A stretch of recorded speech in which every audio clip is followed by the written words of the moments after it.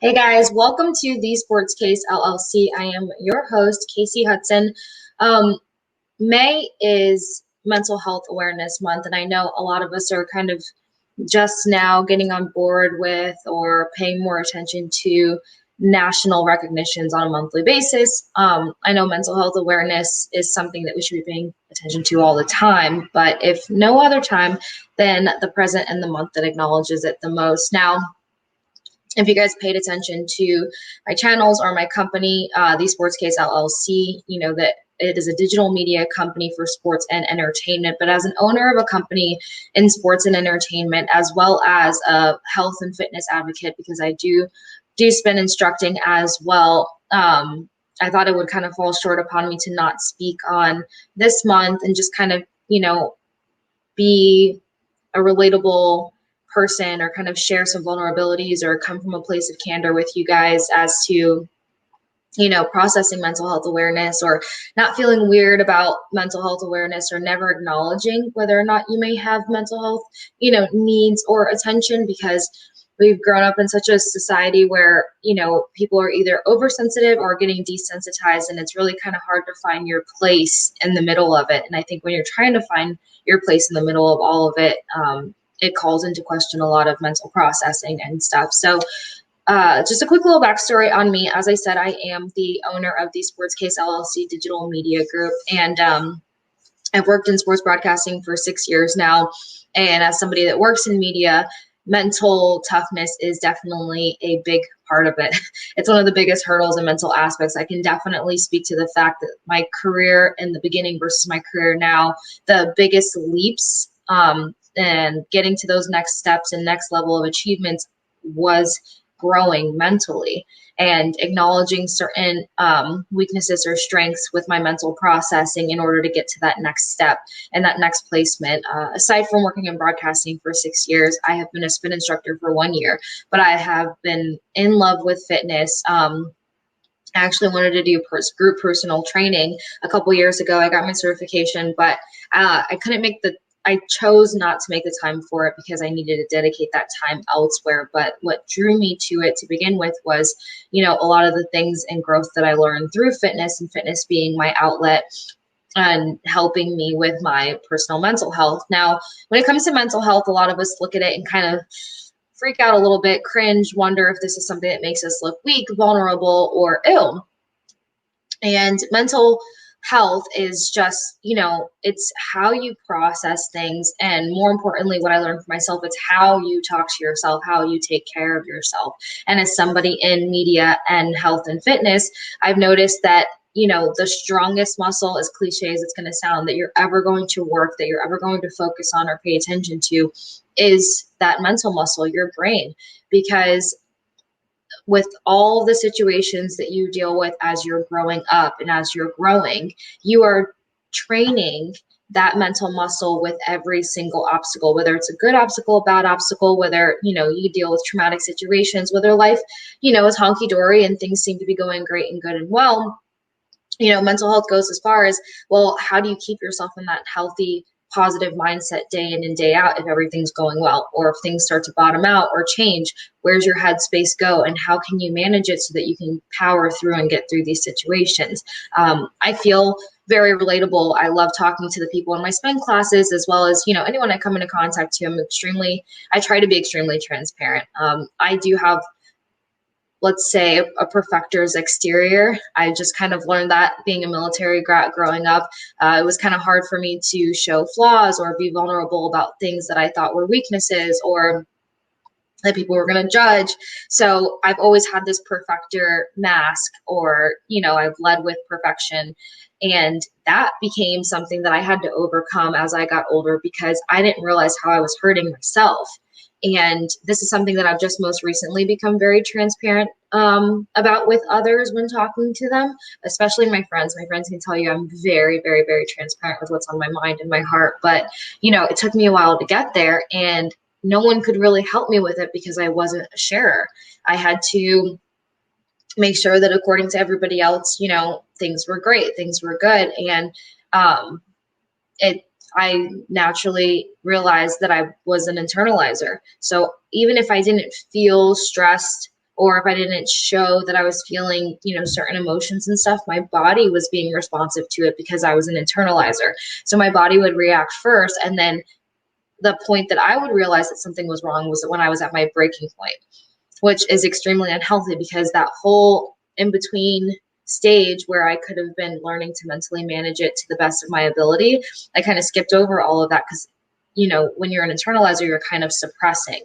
So I kind of say all that to say that as an internalizer, I understand what it's like to refrain from speaking on your emotions, refrain from opening up, refrain from, asking for help or telling somebody what's truly on your mind because you're nervous about what that reaction is going to be or what that judgment's going to be. I personally became an internalizer because I never wanted to burden anyone else with what I was thinking or feeling or had going on. And I never wanted to ask for help because it was like, I can figure this out myself. Why would I put my issues on someone else? And when you start focusing on everyone else and everyone else's reaction, you don't realize the mental health situation that you're putting yourself in. And it took me a very long time to even realize that I was doing that to myself. I didn't notice until there were certain situations that almost became something that could have affected me long term, that I was screwing with because I didn't want to ask for help, or I was too concerned about what it would sound like and what it would feel like. Small story on that is when I was in college, I actually had a great guidance counselor, and on a quarterly basis, she would check in on certain students depending on, I always took on a heavy load. I tried to do 5 to 6 classes all the time. In high school, I was in AP classes. When I first got into college, I was, taking really, really tough courses because I had the ability to do so. So that's why we had to go in and constantly check in. And I'll never forget that it was like my third visit with her. And it felt like she kind of called this or requested this meeting a little earlier than normal. So I was kind of already taken back as to why she wanted to see me. So I went into her office, and as soon as I got in, she asked how I was doing, of course. And then she was like, "Do you mind if I ask you a series of rapid questions?" And I was like, "Sure, absolutely." So she starts asking me random questions, asking about my sleeping habits, asking about my caffeine intake, just all these things. And I was kind of like, I don't know why she's asking me all these questions. This is weird. But after she asked me all these questions and she was taking some notes, then she hits me with, "Casey, I think you have ADD, not a severe, level of it, but I do think you have ADD, just from some of the answers that you gave to some of my questions." And she was noticing it in patterns of my work. Now, mind you, I was taking advanced classes, and, here I am feeling like, okay, I think I'm doing fine with everything. Like, everything's good. And then she hits me with ADD. And immediately my defense mechanisms went up. Of course, I let her finish the meeting respectfully. And then, she gave me a bunch of tips and, the next step to do something about ADD. I'm not even going to break it down. The next steps, once you realize that you might have ADD and all this stuff. And I'll never forget, I got in my car so fast that day. I think I put the folder in my trunk and like inside of like a folder inside of another folder. And I never spoke about it. I didn't tell anyone about that guidance counselor meeting. I didn't tell anyone in my family about that guidance counselor meeting because immediately I felt like, holy crap, I have an imperfection. And now I have to figure out a way to deal with this imperfection. And long story short, rather than dealing with it because I didn't want the judgment of it, I didn't process it, I didn't accept it. No one found out about me having ADD until a couple years ago. And unfortunately, my own mom, who's my best friend in the entire world, she's an angel on earth and absolutely amazing, but she just recently found out within the last year. And where that affected me most, besides keeping that from everyone and not accepting it, is that, I started to screw up in school and I didn't have an answer for why I was screwing up at school, an answer. Because if I would have accepted the situation and dealt with it and processed it, then that would have been a different story. So getting through certain school assignments and then trying to work 2 jobs in college and be in a relationship and, do schoolwork when school stuff started falling behind because I primarily went to online, and online's the worst thing you can do if you have ADD that you are not managing. Then I started to let that one slip. And then it was like, well, I want this career so bad that, nothing else could get in the way. And before you know it, I let my schooling get behind me. I lost my scholarship and all these other things. So all that to say that that was a big experience in my life where I realized, I wasn't prioritizing my mental health because I was so concerned with, how everyone else outside of me was going to react. And I think, especially in this day and age, society, generation, we're so hell bent to think, okay, what's everyone going to think before we process ourselves? Well, how does this make us feel? And that kind of takes me to my next point with where I am now in life, and, where my friends can kind of back up or validate. Like, whenever they ask me for advice on something, the first thing I tell them is, what are you feeling? Like, feel everything in the situation, because a situation can happen to you and we feel crazy if we go through 17 emotions. Well, you're allowed to go through 17 emotions. That's processing. And that's not a process only for grief. That's a process for everything. You don't have to minimize your feelings or suppress them because it feels like you shouldn't do so. I think the more that you feel, the more that you accept, the more that you process, the stronger you'll be, the better off you'll be, and the healthier you'll be.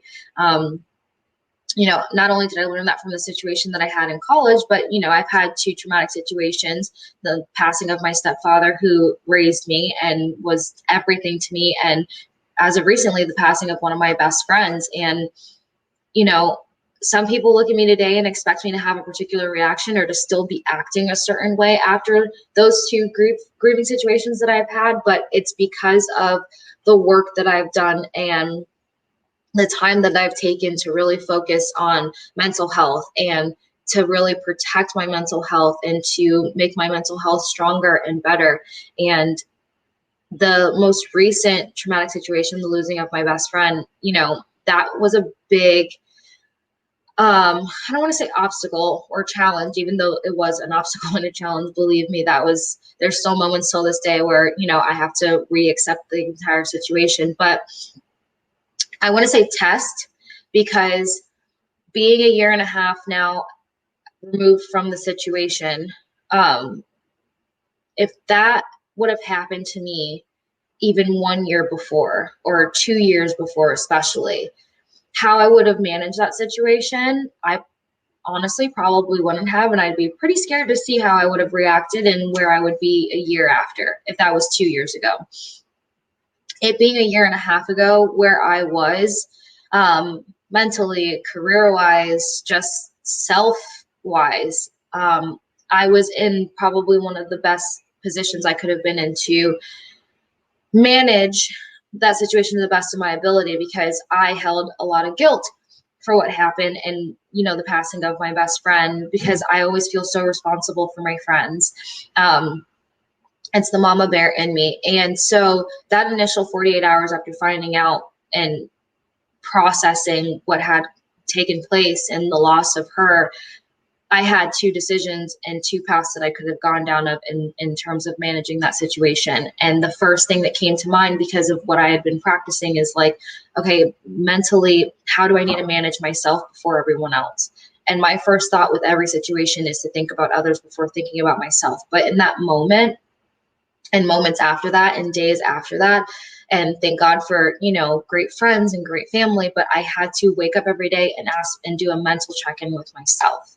So, I understand mental health from a lot of different angles, but I just want everyone to know that talking about it or feeling something or waking up one day and feeling off and needing to process it or needing to talk to someone about it, it doesn't make you weak. It doesn't make you inadequate. Being vulnerable isn't, something that should be weird or you're trying to get attention or anything else, any of the other negative connotations that goes with speaking on your mental health or speaking to others about your mental health. Like, I'm opening up about this because it could help one person, and that one person could talk to somebody else who could possibly help somebody else and go all the way down the line. But I know that when I started to feel like I could talk to people about where my mental health was or what was on my mind and my heart that day, it just made it that much easier to accept, process, put a plan in action, and to continue moving forward. Now, even though I've mentioned having big strides with mental health over the past couple of years, it doesn't mean that I don't wake up and have a bad day or a tough day. I just recently shared on social media. I never made a formal announcement that I had COVID, but, I recently had COVID, and I'm an extremely healthy young individual. And there were certain symptoms that hit me. So fatigue, head pressure, nausea, and shortness of breath. Now, as a spin instructor, as somebody who is very active, who loves being outdoors, who's constantly on the go, and my schedule is chaotic, the shortness of breath, I didn't feel so much at first, the impact of it, because I was sleeping almost all day, every day for 8 days straight. When I started to get to the other side, tested negative, started feeling better, the head pressure had gone away, the nausea had gone away, I was just having small headaches. Then I started trying to jump back into my life, and that's when I really started to feel how much the shortness of breath was impacting me, besides the fact that getting up and down the stairs just felt like insane. But when I first tried to work out, and as I mentioned, fitness is an outlet for me. It just makes me feel better. It gives me the best endorphins. It puts me in a great headspace. Like, fitness means a lot to me. To not be able to do it to the capacity, it gives me that release, that gives me those endorphins that I need to get through the day, that gives me that mental clarity to get through the day. I had a shit day yesterday. Tried to get on the bike for the first time. Did I get through everything? Yes, but in between, I felt myself struggling to try to catch my breath. And when you're fighting to breathe, you can send yourself into a panic. Not that anybody recognized it, because again, as I mentioned way earlier, I do very well at masking things, because I have to process it first before I, share with others. And I got home, I FaceTimed my mom, and I was just sharing with her how defeated I felt. And, that's when she just kind of reminded me about how I have to process that differently. How do I protect my mental health in that situation so that I can accept and move forward and, get through it to the best of my ability? And that's when she was like, you need to focus on the facts of the situation, accept the facts of the situation, and then give yourself credit. Put the positive connotations on it. So what I needed to accept is that I only got cleared of COVID last week, Thursday. So Sunday, Saturday, Friday, 3.5 days beforehand. I'm just getting past COVID. All the research in the world, all the doctors, my best guy friend's a doctor. Of course, I harassed him during the process. Says that certain symptoms, you can't pick your symptoms, but certain symptoms after COVID can affect you for up to a month after having it. So once you put the facts into perspective of certain situations, and you can kind of apply this across the board, then comes the positive connotations. The fact that I even had the ability to get out of my house and to click into a bike and to do some of those movements, that was a blessing. That was a big deal, because the fatigue wasn't a lasting symptom that I was having, because I wasn't leaving my bed. I couldn't stand up for more than 5-10 minutes at a time without getting nauseous, dizzy, and needing to go back to sleep.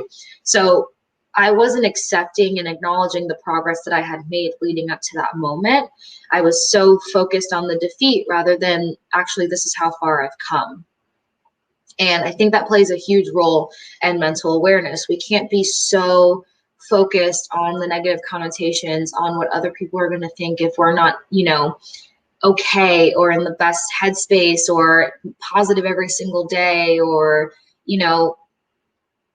anything else that kind of plays along the same lines of it. We have to focus on us. We have to accept that as a human, you're going to wake up certain days and feel certain emotions. And once you accept those emotions, then you get to delegate and decide what that emotion is going to do for you, or what it's not going to do for you, how it's going to serve you that day, or how it's not going to serve you, how much power you give that emotion, or, how do you work through that emotion to get it behind you, not dismiss it, not get rid of it, not ignore it, but work through it, because everything has to be worked through. Every feeling has to be worked through. And so, again, I just share all this because I hope that it helps someone, or at least gives you the courage and, the push to talk to whomever you need to talk to, utilizing resources. Another big thing that was a help for me, through all mental health aspects, was reading. I love to read. So for me, I just started to look up books that would be the best kind of books to guide me through these situations. I know when I lost my best friend, I found a great book called The Art and Power of Acceptance. And it gives you, real life scenarios that make you feel like, oh my gosh, I'm not alone in this. And then it gives you how, they were advised to push through these situations. And that was such an eye opener for me. If anything, I reread it. almost every couple of months, to be honest. Another one is Atomic Habits. My mom actually just showed me this one, but it's been a great book and an eye opener, and it kind of aids to processing things in a certain way. And you can also use it for mental health stuff, because it just, again, it gives you facts, it gives you realistic situations. I think when we see realistic situations, or when we have the ability to do something like this, another big part of getting through mental health issues is not feeling so alone, not feeling isolated. You have to remove that isolating barrier.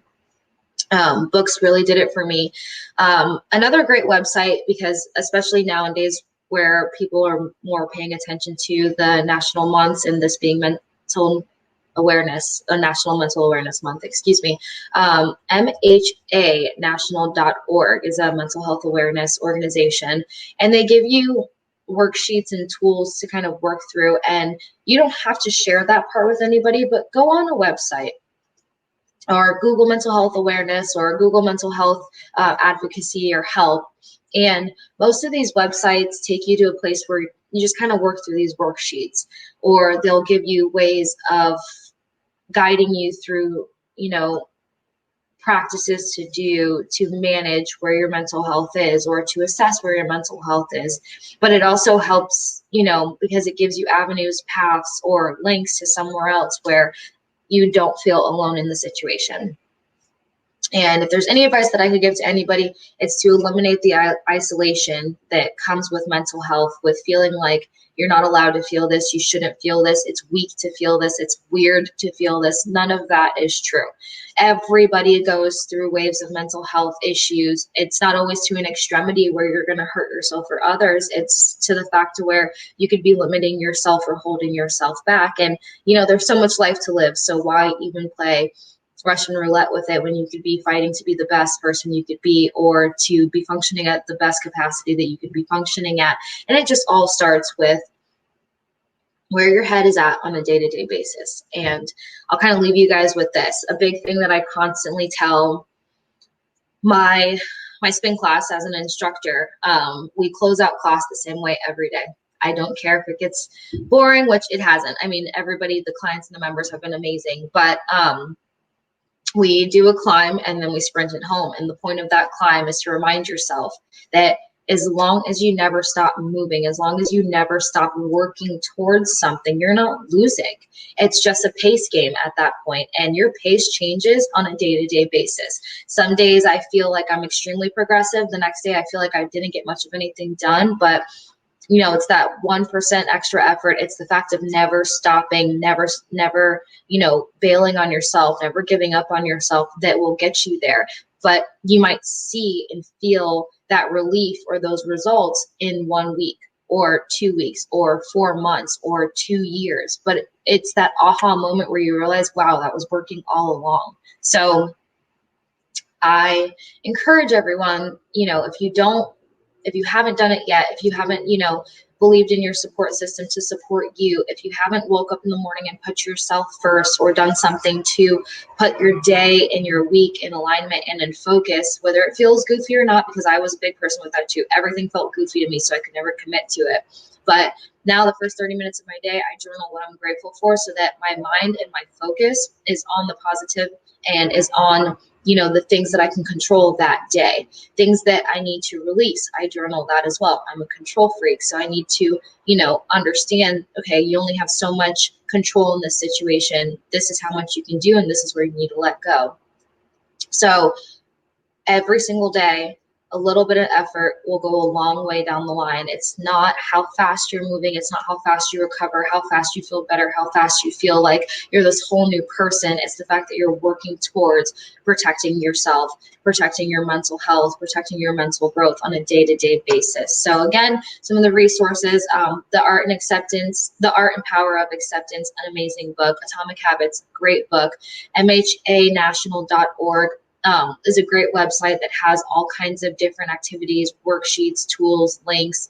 That'll just kind of, help you. Also directs you to people to talk to, directs you on building the right support system so that you don't feel closed off and you know, if now more than ever, like I said, it doesn't have to be an extreme mental health issue to know that you need to work through some mental health things.